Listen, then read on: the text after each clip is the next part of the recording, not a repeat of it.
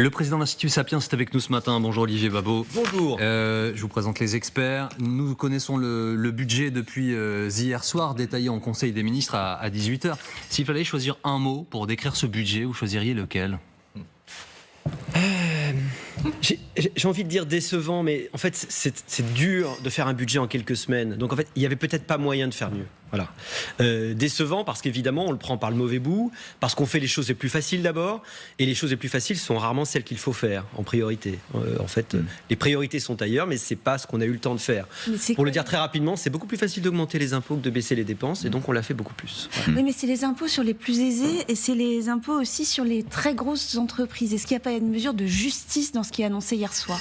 Alors, ce qu'il faut dire, c'est que derrière les impôts sur les plus aisés, il y a en fait des impôts pour tous. Ça va être un budget très inclusif de ce point de vue-là, sur la hausse d'impôts. Il y en aura pour tous. Alors oui, il y a quelques hausses qui sont en fait des hausses assez symboliques, avec de la recette fiscale attendue qui va probablement être assez décevante, et qui, on peut appeler ça justice fiscale. Vous avez des gens qui sont déjà taxés à 60 à 70% en taux marginal.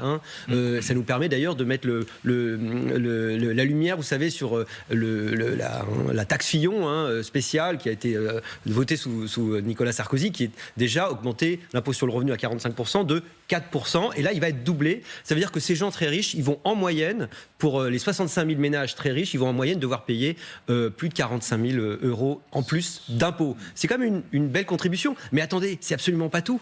La réalité, c'est que tout le monde va payer les taxes sur l'électricité, et puis il y a plein d'autres choses qui vont se retrouver indirectement par le système de ce qu'on appelle l'incidence fiscale.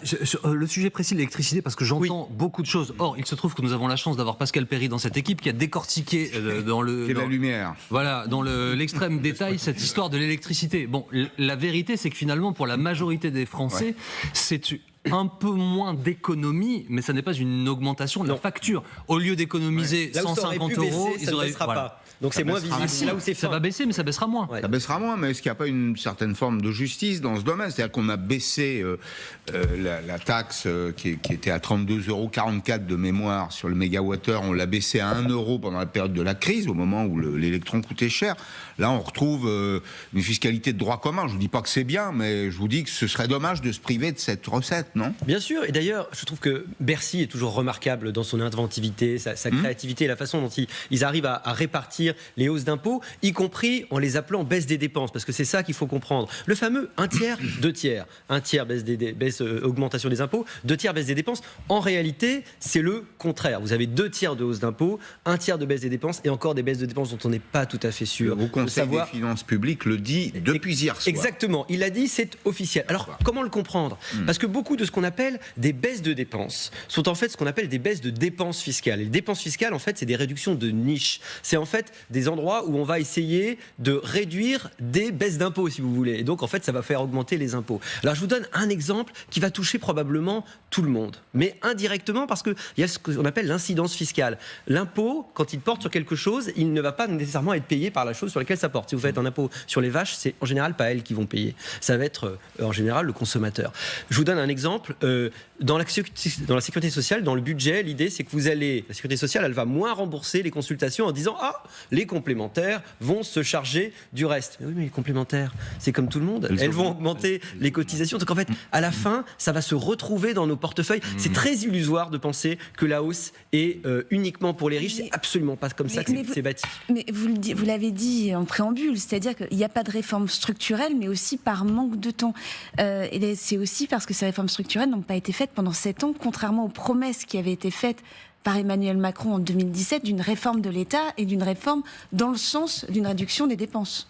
Bien sûr, les réformes en profondeur sont celles qui sont les plus difficiles à faire adopter, probablement d'ailleurs, même avec une majorité relative, c'était déjà quasiment impossible, il aurait fallu le faire pendant le premier mandat. Elles étaient annoncées, elles avaient été d'ailleurs assez bien décrites par Emmanuel Macron, elles n'ont jamais été réalisées, et évidemment, politiquement, on peut trouver que c'est un petit peu gonflé de la part de ceux qui n'ont pas fait les réformes pendant plusieurs années, d'arriver à être les premiers à critiquer les augmentations d'impôts. En effet, c'est ce qu'on fait le plus facilement et le plus rapidement. On peut juste dire, c'est quand même dommage, pour reprendre le très bon dessin de Xavier Gors, le budget de la France, c'est comme un immense tonneau qui est percé. On n'a pas du tout arrêté les trous. En revanche, on va en rajouter un petit peu plus pour éviter que le stock baisse trop. Vous voyez que ce n'est pas une solution à long terme. Aujourd'hui, quand vous voyez que la France, elle va emprunter à des taux qui sont assez proches finalement de ceux de pays qui ont été lourdement endettés par le passé. Je pense notamment au Portugal. Oui. Et quand on voit la façon dont ce pays-là a réussi à rétablir, à restaurer ses finances publiques au point d'avoir finalement de l'excédent au bout de quelques années, est-ce que c'est par, j'allais dire, parce qu'on n'ose pas se comparer à ces pays-là, le Portugal, la Grèce, l'Italie, qu'on ne veut pas avoir le courage de réformer ? Là, quand même, on a eu une blessure narcissique, parce qu'on emprunte plus cher que l'Espagne depuis la semaine dernière. Il faut que je regarde si on n'est pas retombé derrière. Et le Portugal, ça faisait un moment qu'on était passé au-dessus. Ça veut dire que la dette française est considérée plus risqué, parce que le taux d'intérêt, c'est le prix du risque. Ces pays, vous savez, qu'on appelait les pays du Club Med, de façon... ou alors les PIGS, vous savez, avec leur acronyme, les PIGS, parce que tout ça, vous n'êtes pas, c'est des gens qui ne sont pas très très sérieux. Nous, on n'était pas l'Allemagne, mais enfin, on était un peu entre les deux. Mais aujourd'hui, on voit qu'on est considéré comme moins sérieux. Quel est le problème ? En fait, la politique de l'offre a été hémiplégique. C'est-à-dire qu'on a fait le côté économie de la politique de l'offre. Oui, c'est vrai, il y a eu de la stabilité fiscale, il y a eu des efforts de baisse d'impôts, même si en réalité, les recettes n'ont jamais baissé, parce que quand vous baissez les taux, parfois vous avez des augmentations de recettes, c'est ce qu'il faut comprendre. Il n'y a pas eu d'austérité fiscale, c'est pas vrai, il y a eu des baisses d'impôts faciales, mais qui ont augmenté quand même les recettes. La pression, elle est toujours là. Mais vous n'avez pas fait les baisses de dépenses. Et une vraie politique de l'offre, elle devait avoir à la fois la politique de baisse des recettes, mais aussi de baisse des dépenses. Alors les deux pays dont on a parlé, ils l'ont fait sous la contrainte, et notamment celle du Fonds monétaire international. Nous, on ne va pas tout de même risquer... On se souhaite pas, pour le coup. Ouais. On parle de blessure narcissique, on se souhaite pas. Mais quand est-ce qu'on le fera ? L'ajustement est toujours plus douloureux quand il vient de l'extérieur. Juste, je reviens sur les dépenses sociales. C'est-à-dire qu'il faut être à charge et à décharge dans ce budget. En effet, la sécurité sociale va moins rembourser les consultations. Mais au fond, qu'est-ce qui mobilise aujourd'hui l'assurance maladie ? C'est essentiellement la lutte contre les maladies chroniques et les maladies graves, notamment le cancer. On soigne aujourd'hui des cancers avec une enveloppe de 500 000 euros à 1 million. Donc la sécurité sociale a choisi de cette priorité. Et je pense que c'est de bonne politique. Qu'en pensez-vous ? Moins rembourser les consultations banales, quotidiennes, pour vraiment soigner les Français qui en ont besoin. Ça fait partie des bonnes idées, effectivement, qu'il y a. Il y a aussi une remise à plat, je crois, des frais sur les transports, où on dépensait beaucoup. Il y a beaucoup de gâchis. C'est-à-dire qu'il faut comprendre qu'il y a beaucoup de coûts qui sont inutiles et qu'on pourrait enlever sans faire sans avoir une santé publique qui se dégrade. Oui. On pourrait en particulier mettre beaucoup plus d'argent sur la prévention. On sait que 1 euro dépensé aujourd'hui en prévention, c'est 3, 4, 10 euros qui, demain, ne seront pas dépensés. Effectivement, ça va dans le bon sens. Mais en fait, c'est des très gros paquebots, très difficiles à bouger, la santé. Et à chaque fois, on a beaucoup de mal à introduire l'innovation qu'il faudrait et les changements de processus. Donc le détail du budget est connu depuis hier 18h et le Conseil des ministres. Je rappelle que l'objectif de la précédente majorité, c'était le plein emploi. Bon, j'imagine que celui-là ne nierait pas, enfin en tout cas ce gouvernement-là ne nierait pas la même envie. Est-ce que les mesures annoncées hier, elles sont de nature à protéger l'emploi ou à en créer ? On est plutôt dans le sens inverse. On est une augmentation de l'IS, d'abord de l'impôt sur les sociétés. D'ailleurs, ça peut se retrouver derrière sur les salaires. Et puis surtout, les mesures annoncées qui sont théoriquement des baisses de dépenses, qui sont en fait des réductions de niches fiscales. Ça permet de dire, dans ce qu'on appelle les aides aux entreprises de façon générale, il y a à boire et à manger. D'abord, il y a des subventions aux entreprises publiques, en grande partie d'ailleurs, comme la SNCF ou parapublique. Et puis, il y a effectivement des réductions de charges sur les salaires. Alors, ces réductions de charges, elles ne sont pas le fruit d'une histoire dont on a oublié le sens de temps immémoriaux. C'est très très clair. Vous avez fait des réductions de charges parce qu'on s'est aperçu que le niveau très élevé des salaires pour les basses qualifications casser l'emploi, tuer l'emploi. On a un salaire minimum qui est relativement élevé, relativement aux autres. Et donc on s'est dit, si on n'enlève pas les charges sociales, ce qu'on appelle le coin fiscalo-social, c'est-à-dire la différence entre le super brut, si vous voulez, et le net, que vous avez quand vous êtes vraiment dans votre poche, et ce que vous paye l'employeur, si on n'enlève pas ça, il n'y a pas d'emploi. Et en effet, c'est des politiques qui ont eu relativement du succès. C'est vrai qu'un des succès d'Emmanuel Macron, c'est quand même de la création d'emplois et la baisse du chômage autour de 7%. Mais tout se tient dans ce que vous dites, le coin socio-fiscal, en effet, ça finance aussi le modèle social français. Donc à un moment, il faut faire un choix. Quel choix on doit faire ? Est-ce qu'on doit continuer, par exemple, c'est une question que je me pose sans avoir la réponse, de faire supporter la protection sociale par le seul travail, ou majoritairement par le travail ? Est-ce qu'il ne faut pas trouver d'autres moyens de financement ? La consommation, une TVA sociale, enfin je ne sais pas. Vous prêchez un converti, parce qu'effectivement, ça fait très longtemps que je dis que le bon impôt, évidemment, c'est celui qui a un taux bas, une assiette très très large. L'assiette la plus large, c'est la consommation. La TVA sociale n'est pas du tout un impôt. La TVA, de façon générale, n'est pas un impôt qui est extrêmement, qui a beaucoup de succès, parce qu'on le dit très inégalitaire, mais il est formidable parce qu'il fait contribuer les importations. Et on est très gros importateurs, et il ne pèse pas sur nos exportations, donc notre compétitivité à l'export. Oui, évidemment, on a le système de protection sociale le plus généreux du monde. Et c'est formidable, mais on ne peut se le payer que si on est très riche. Mais et le problème, c'est qu'on l'est de moins en moins.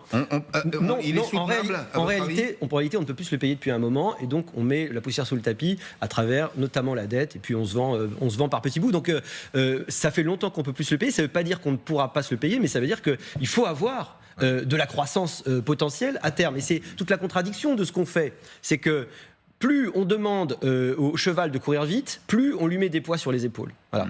On dit aux entreprises, allez, il faut être compétitif, il faut de la croissance, il faut créer des emplois. Mais en même temps, on dit, je suis désolé, compte tenu du niveau fiscal, enfin du niveau des budgets, on est obligé de vous taxer plus, on est obligé d'augmenter le coin socio-fiscal. Il y a une mesure qui est présentée comme une mesure contre la désmicardisation, c'est-à-dire qu'on augmente les charges sur les salaires niveau SMIC et on les baisse pour les salaires qui sont un petit peu plus hauts. Oui. On sait la difficulté à augmenter les gens qui sont au SMIC. Est-ce que ça fonctionne à votre avis? Parce que sur le papier, ça a l'air séduisant. Le chiffre, pardon, pour compléter la question, le chiffre que l'on donne souvent, mais qui est très parlant, plus de 400 €, ce que ça coûte à une entreprise pour donner 100 € pour son salarié. Absolument. Ça répond à un problème qui est identifié par les économistes depuis très très longtemps, c'est ce qu'on appelle la trappe à bas salaire. C'est-à-dire le fait que l'augmentation très rapide des charges, dès que vous vous éloignez un peu du SMIC, fait que vous ne pouvez pas, que vous êtes un employeur, augmenter réellement votre employé. Ça veut dire que vous êtes condamné pour beaucoup à être au SMIC toute votre vie, ce qui est terrible en termes de perspective, en termes de vision, évidemment, de votre carrière. L'idée, ce serait de casser ces espèces d'effets de seuil et cette trappe à bas salaire. Mais en la cassant, dans un premier temps, vous alourdissez le poids des charges sociales, évidemment, sur les bas salaires, et vous risquez soit de supprimer des emplois, soit de faire que les créations n'arrivent pas. C'est effectivement le vrai problème. Il faudrait que ce coin il soit beaucoup plus réparti sur une assiette qui soit beaucoup plus large que le travail. D'ailleurs, c'était le but de la CSG, c'est pour ça que ça a été créé à l'époque. Mais si vous augmentez les gens qui sont au SMIC, ils passent dans l'autre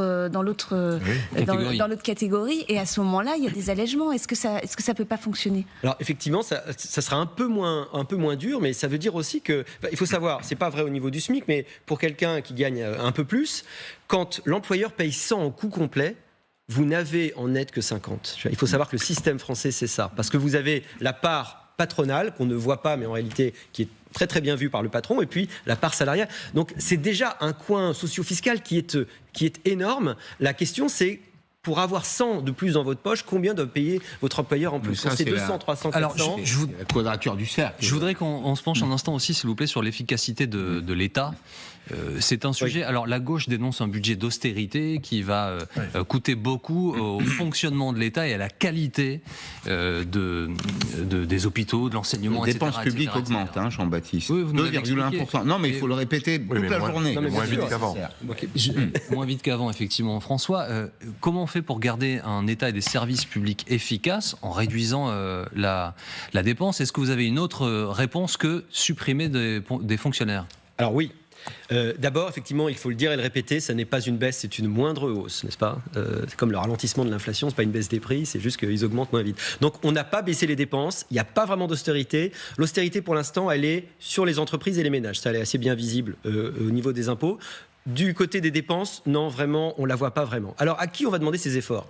On va les demander aux collectivités locales. Elles ne savent pas trop bien comment elles vont faire en réalité. Et c'est vrai qu'il y a un vrai débat. Il y a une opposition. Les collectivités locales disent « Vous arrêtez pas de nous donner des compétences. Vous ne nous donnez pas vraiment les revenus qui vont avec. On a des choses à faire localement qui augmentent. » Bon, le reproche qu'on peut faire, c'est pas leur faute aux collectivités locales, mais c'est structurel. C'est ce millefeuille territorial qui nous coûte beaucoup trop cher et qui fait que, de façon générale, notre problème, c'est la bureaucratie. Quand on parle du nombre de fonctionnaires, je pense qu'on prend les choses par le mauvais bout.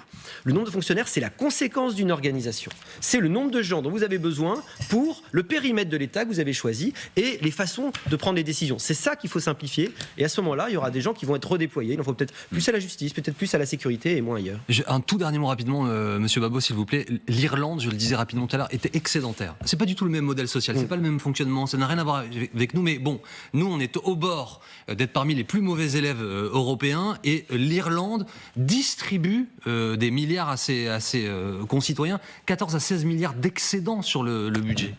Ils n'ont pas du tout le même modèle que nous. Nous, on fait de l'anti-dumping social et pour les entreprises. Hein. Eux, ils font du dumping très très clair pour les attirer. Je suis étonné qu'ils fassent de la redistribution parce que c'est une marque de confiance dans l'avenir qui est très très forte. Un État normal aurait voulu essayer de gagner la vraie cagnotte, garder la vraie cagnotte. Nous, on n'a jamais vu de cagnotte. Hein. Ça a toujours été des moindres trous dans le budget. Mais eux, ils ont des vraies cagnottes. Moi, je l'aurais gardé à leur place. C'est étonnant. Merci beaucoup, Olivier Babot, d'avoir été avec nous ce matin en direct sur LCI.